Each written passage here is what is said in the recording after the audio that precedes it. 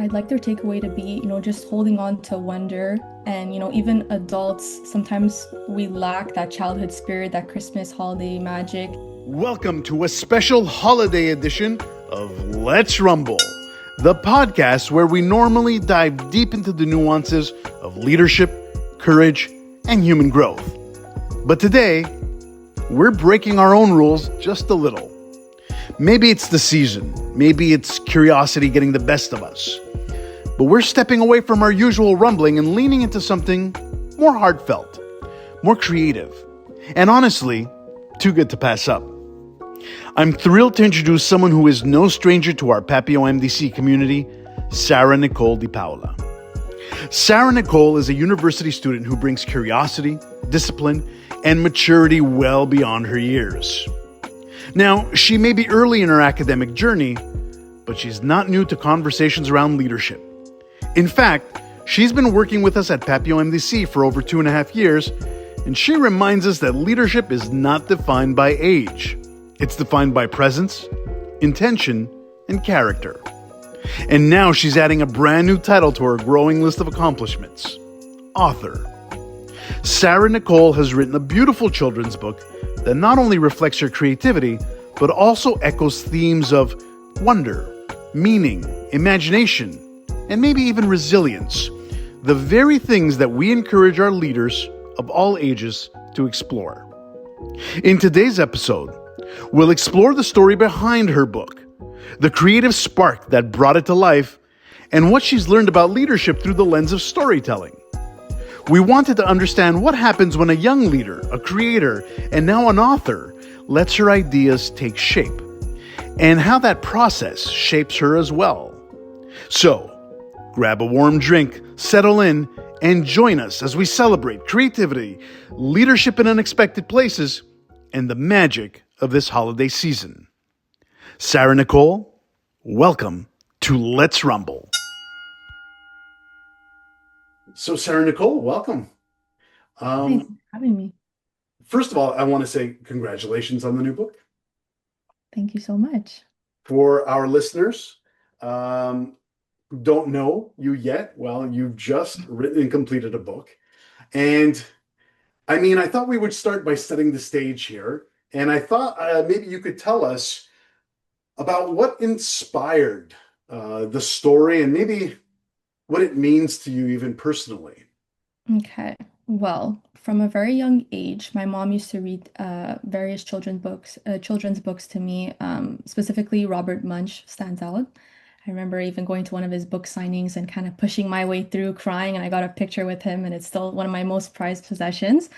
And then I feel like my creative writing was encouraged through high school and even through CEGEP by really incredible teachers that kind of pushed me forward and made me feel like writing would be like an outlet for me. It was something of a hobby of mine. And I always kind of wrote little stories, not necessarily always children's books. Sometimes it was like almost like autobiographies, but it was always something I enjoyed doing.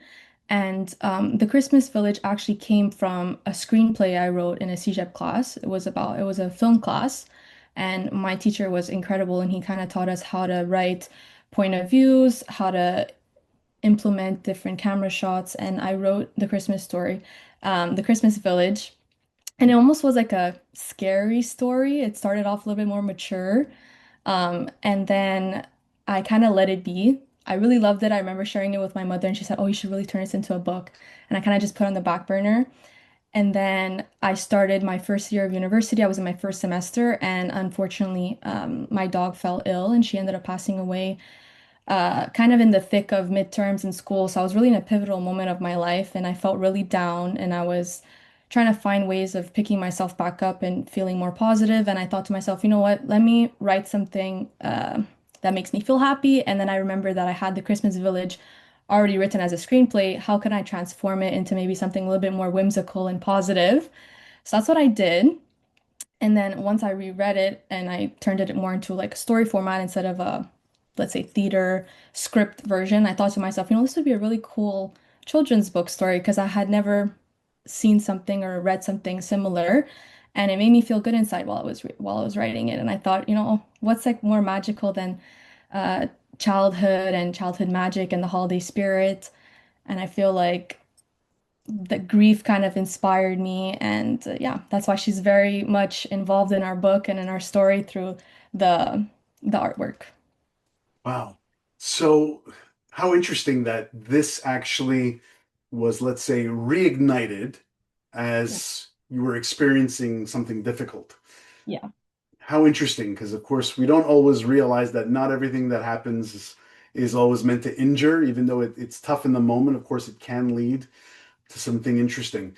I'm curious, I have to ask because I've met so many people who have passionate ideas, creative ideas like the one you just described, and they Mhm. talk about how, like, it's something that they'll do one day. One day I'll get to this. It's kind of like sitting on their burner for a lot longer than I guess this idea sat on your back burner. Exactly. So how did you go from, I know you just described that you had something difficult happen and that you kind of felt that this Mhm. could kind of help you shift your mindset. But how did you actually go from back burner idea to reality? Like what step did you see yourself taking to make this actually happen? Yeah, so as I mentioned, I was in like I would say like a darker point in my life. I was in a pivotal moment, I should say, probably because I had just started university. I wasn't sure what I wanted to do, and I was trying to figure things out. And then I had a huge loss happen to me. So I found myself kind of in a slump. And I Hmm. thought to myself, life has to go on. I have to get better. And the only way I can make myself feel better is being productive. And we were nearing the holiday season. This was late October, beginning November. Hmm. And I had just had celebrated my 20th birthday.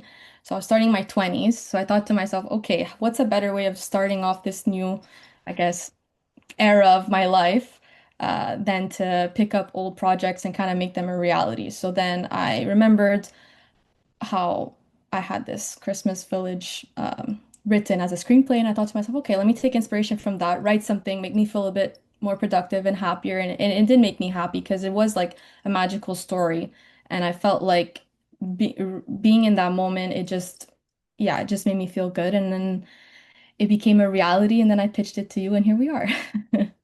Wow. I love the way you had a tendency rather than saying, I need to do something to feel better. And typically we start with a blank canvas. You Mhm. actually decided to think back to great ideas that you felt you've already had and maybe spend more time revisiting those, which Yeah. is really interesting because I think a lot of times I myself as a creative am always thinking Mhm. of the next idea that's going to get me very excited. Whereas in your case, it's interesting to sometimes kind of take a step back and say, like, what I've Mhm. already started maybe that maybe Yeah. deserves a little bit more time and energy here.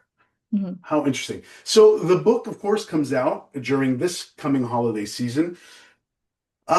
What emotional kind of experience or maybe a message would you like families to kind of walk away with when they read this book? What would you like their kind of takeaway to be? I think I'd like their takeaway to be, just holding on to wonder. And, even adults, sometimes we lack that childhood spirit, that Christmas holiday magic that we all used to feel. And for me, when I think of Christmas nostalgia, I always think about how I used to decorate my house with my mom. And the Christmas village was such an integral part of that decoration. And I used to always think to myself, oh, what if I was living in that little house? Or what if I was skating there? Like, what would I say? What would I do as a child? And those same thoughts, funny enough, followed me up until now. And I still kind of have those little magical thoughts when I'm setting up the Christmas village. I'm like, oh, imagine if I lived here or whatever.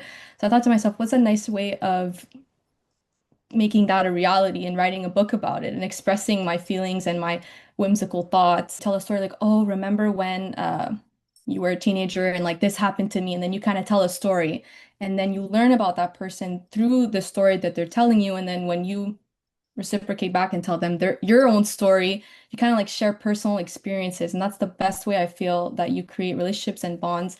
And in leadership, you want to lead your team, and you Mm, want to kind of like create those relationships with them and keep them engaged. And I feel like if you show that side of you where you're sharing a personal experience through a story, it builds trust and engagement and kind of friendship, I would say, which makes you want to follow somebody. I mean, there's also like referent power, and it's kind of like built on how you feel personally connected to the person. So if you hear a story that they're telling you or they're sharing with you, you're engaged and you want to follow them. I feel like that's a good way to be a leader is kind of relate and share. Yeah, I love that. It certainly does create trust and human connection. Yeah. It definitely kind of inspires people. And I also felt that, when it comes to leadership, anyhow, but I think this applies leadership. Usually, I find many things in leadership apply to life in general. It Mhm. does turn abstract ideas into, really powerful and emotional meaning. It Mhm. takes something that came and was born in your imagination, and now all of a sudden, you've told the story. Well, we do that as leaders. We certainly do that when we're talking about things like vision and culture, and Exactly. so yeah, I find it absolutely amazing. I'm curious to know, Sarah, from you, did you feel that the writing process, did it teach you anything maybe about, I don't know, maybe patience or courage or the vulnerability that you just mentioned? Which, of course, those are actually qualities that leaders often struggle with. But in your case, is there something that that process taught you? It definitely taught me patience because, as I said, I was going back on an older project that wasn't necessarily a children's story per se. And there was a lot of elements of that story that I found integral to the impact, and I had to remove some of them because it just wasn't going to work for a children's story. Oh, So I felt like if I wanted to keep that whimsical aspect, I had to remove chunks of the story, which was a bit time consuming and a little frustrating because I was trying to find ways of turning it around and it just wouldn't work. So I kind of hit a bit of writer's block, and it kind of took me a little longer than I'd like it to have taken me to finalize the story and feel hmm. satisfied because I knew what it was and I saw what it is now, and I wanted to make sure that I didn't lose too much substance by, I guess, censoring it and making it a little bit more childlike. And then I thought to myself, okay, well, if I target this book to 3 to 8 year olds or 9 year olds, what are they going to retain? Will they be able to follow along a story with that much substance? And the answer was no. So I had to keep it a little bit more whimsical, a little bit happier, uh, instead of involving some drama. So that took some patience and some time. And I learned that, it's okay to not hold on to certain things and just kind of move forward and do whatever's best. And here we are. Wow. Powerful, letting some stuff go. Yeah. Also knowing your audience, and really trying to imagine the impact that you're going to have on that audience, which it's not cookie cutter. It doesn't apply to everybody, right? So Yeah. really, really fascinating. It's amazing how even, just bringing a story that you had in your mind to life can actually teach you so much, you Hmm. know. Now, many people don't know that this is our first author illustrator collaboration. Yes. Many listeners probably don't even know that I illustrate. Those of them who are familiar with me certainly know, because I always find a way to integrate this into my being and the work that I Hmm. do. Um, I'm curious to know, what surprised you the most about bringing visuals to your words? Um, I feel like when you write a story, write a book, it kind of becomes like your baby and you Mhm. want to give it to somebody who you trust. So when I left it in your hands, I was so curious to see how you would feel reading the story and what you would see in your mind. And it's fascinating that so many of the illustrations you gave back to me was exactly what I was picturing. So I thought to myself, okay, I probably did a good enough job in my description of, the characters like the snowman or the little boy, because I remember I wrote descriptions and you kind of brought them to life exactly the way I imagined.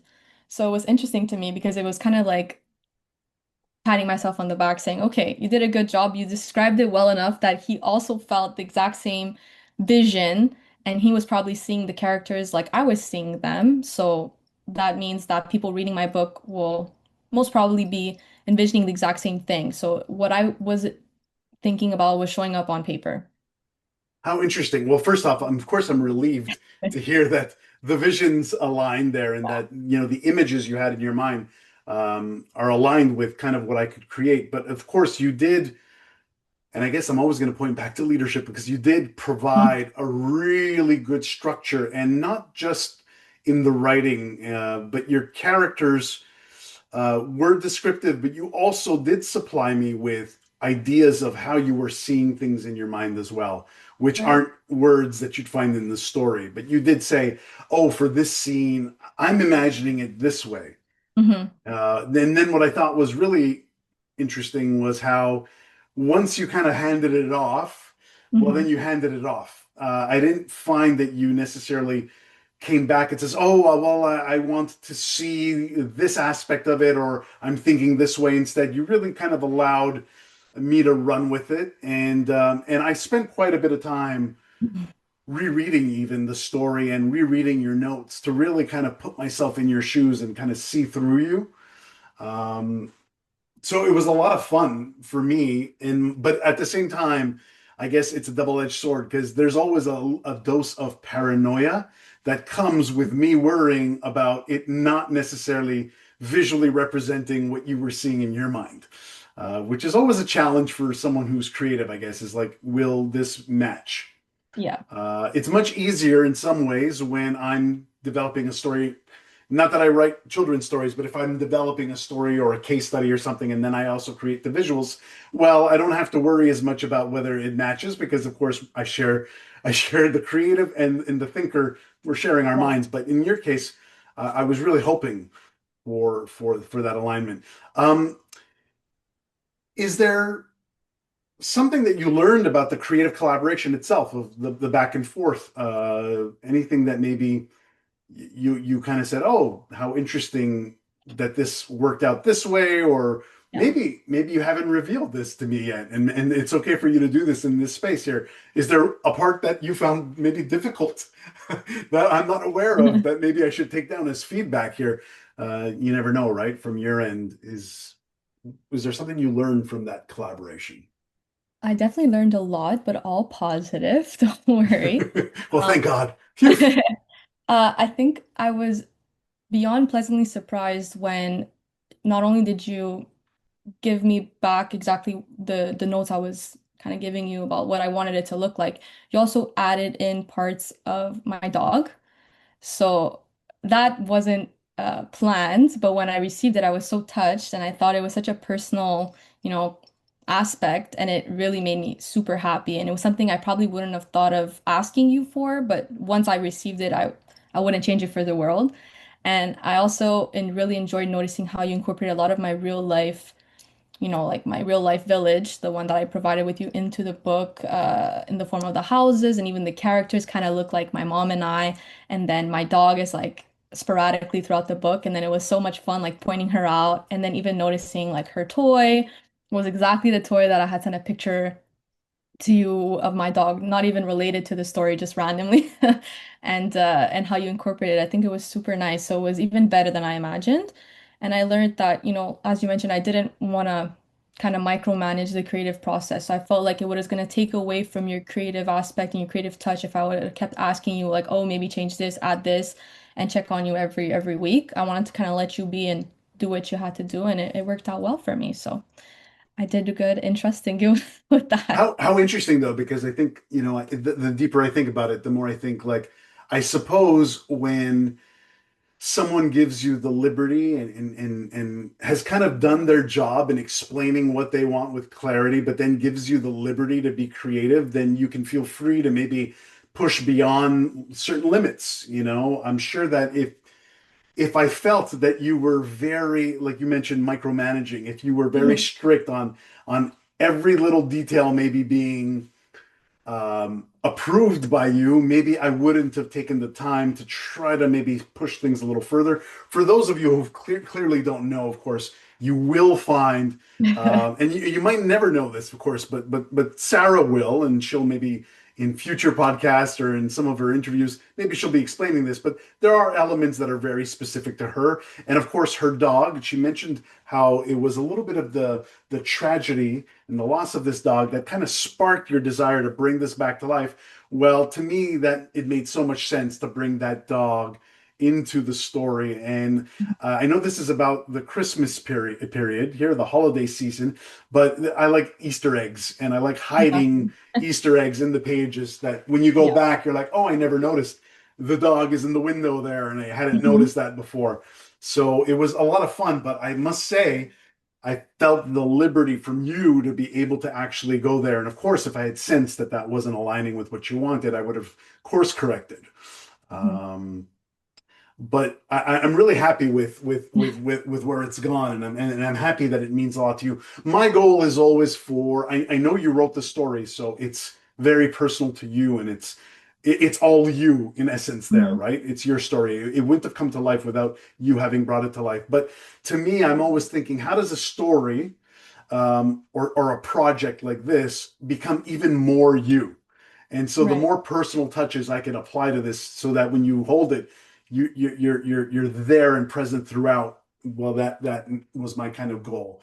But I had to learn a lot through this process too, in many ways, because I had to really I wanted to please, and I wanted you to be very satisfied with the outcome. So my perfectionist self just kept emerging, and I Right. have. So what, the folks who are listening don't know the characters yet, but there's a character called Charlie, and there's a character called Amber, and I must have redrawn some of those so many times. Specifically, details like the face. I was like, oh, he looks a little too adult here. He looks too serious. I need to make it more Yeah. childlike. But I think that was part of what comes from, wanting to really make sure that I hit the nail on the head. At the same time, I did learn to say and you said this yourself at one point, you got to let go. You got to Right. say it's good enough. And like, yes, you could work on it probably forever, but Sarah is waiting. Of So course. please deliver. So that was a personal kind of thing that I learned. Now, we didn't have any disagreements. So we didn't learn from what that would look Good for like. us.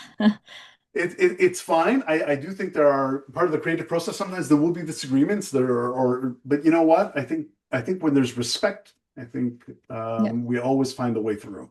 The collaborative spirit always kind of emerges. So so now I like what you said. I was going to ask you this, but I kind of feel like a part of you maybe already answered it before. But maybe if there's more that you'd like that, I'm always curious because whenever I look at a children's book, and I think back to the books from my childhood that meant the most to me, there's always kind of a meaning beneath the surface. Yeah.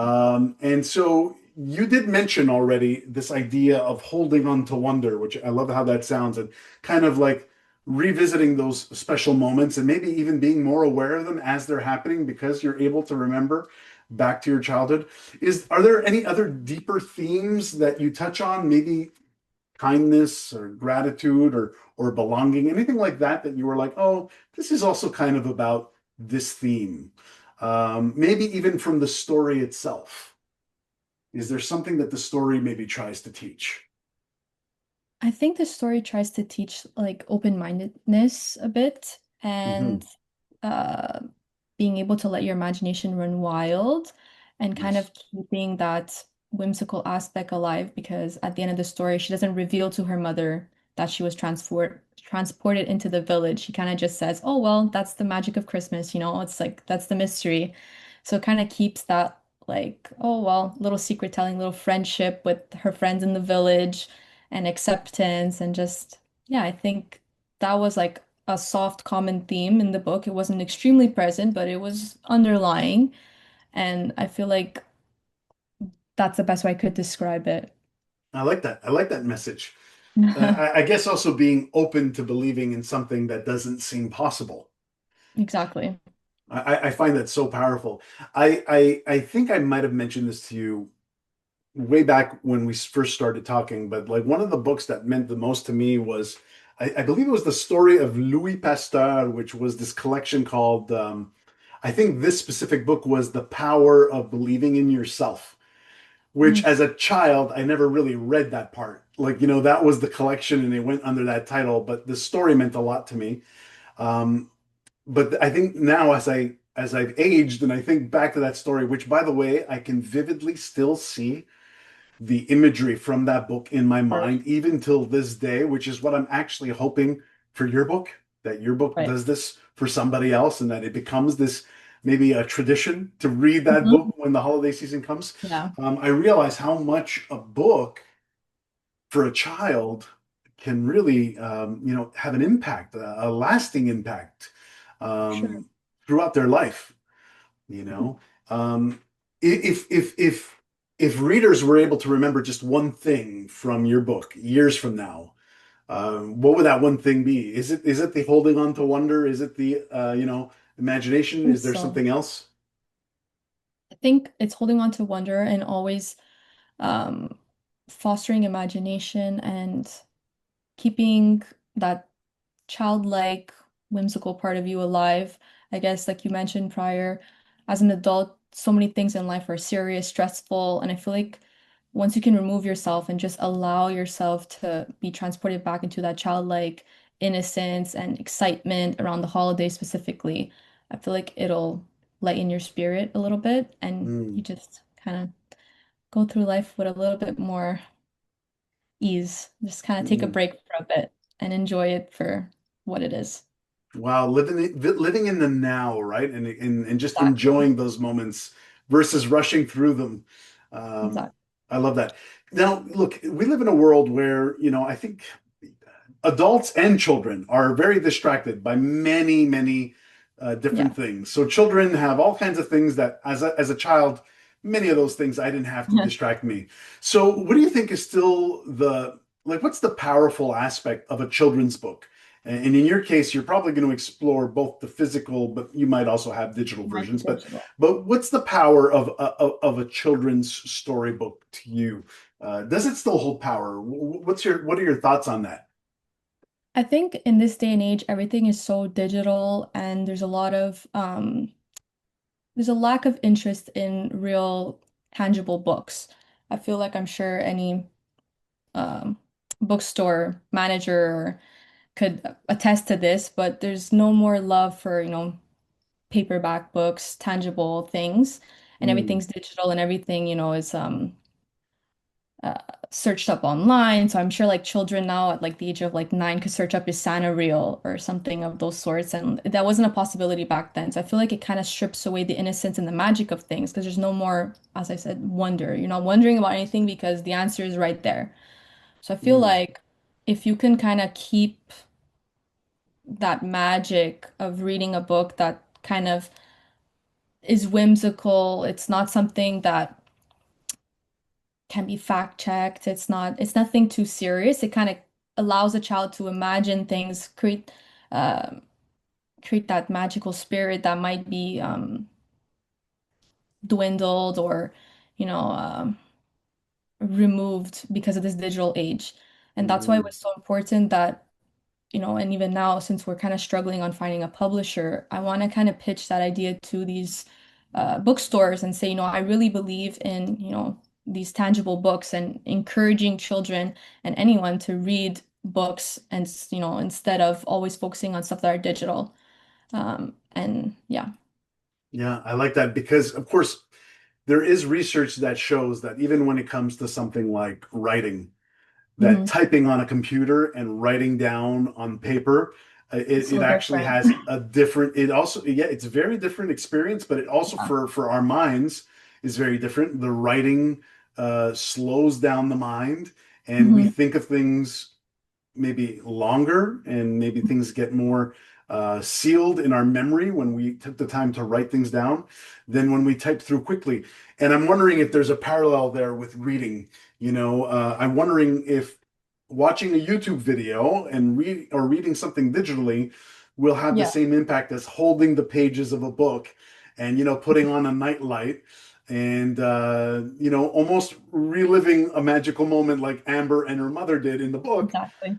but in real life it kind of will have a lasting impact. Yeah. So there is something very special to be said about the fact that you've decided to still kind of, and of course you're going to have probably a digital version as well, but you've Yeah. started by saying I would like something printed.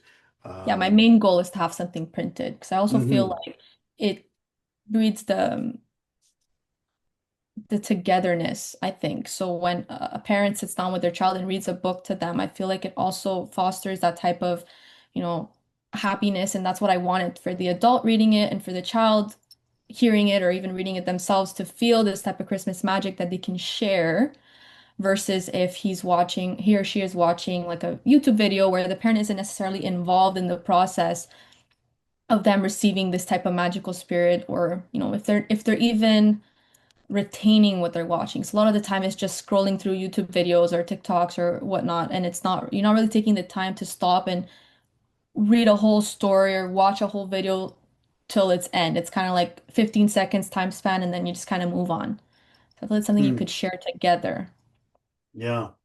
Yeah, I suppose, watching a video in many ways eliminates the wonder because it's filled up all the gaps for Hmm. you. So I like the way you're seeing your book stretching the imagination Hmm. because often if you ask, and I know this with my family members, my nieces and nephews, you ask them to think up of a character or draw something, they struggle because they tend to want to repeat what they've already seen Exactly. versus diving deep in your imagination. And your book kind of shows visuals, but there's a lot it doesn't show that the child has to actually dream up of that part themselves.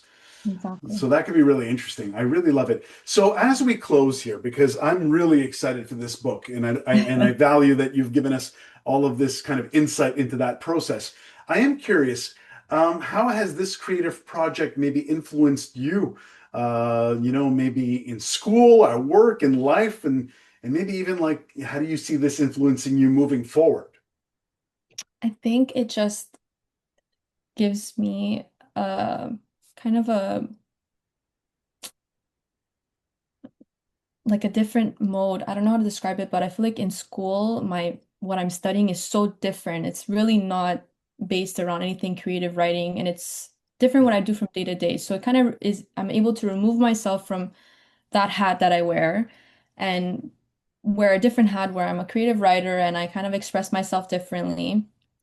And eh, not many people that know me know that I write as well. So it's kind of like a secret hobby of mine. So that's something that I'm starting to share for the first time. Nice. And I've also, I've met some frustrations. Like I mentioned, a lot of publishing houses haven't been necessarily inclined to taking new authors. So I noticed that writing the book was probably one of the easier steps of this whole process. I think actually getting it published and printed and out there to for people to receive is probably the hardest part of writing a book. And I didn't know that before. I was kind of naive about the whole process. I just thought it was going to happen faster than it is. Hmm. Because we still haven't found a publisher. We're planning on doing it on our own. So that was a little bit saddening, and it kind of, I guess, disappointed me because I would think that these publishing houses that are advertising themselves as, children's book publishing and wanting to, those even like holiday themes, you would think they'd be more inclined to taking young authors and encouraging this paper book tangible interactions, but not as much as we would have hoped. So I think that taught me a little bit also to realize that's what's happening now and just to adapt and not get too discouraged and just abandon the whole project. Yeah. Very interesting that you bring that up there because, of course, there's I guess, the business side Hmm. of bringing a book to life. So, you've created the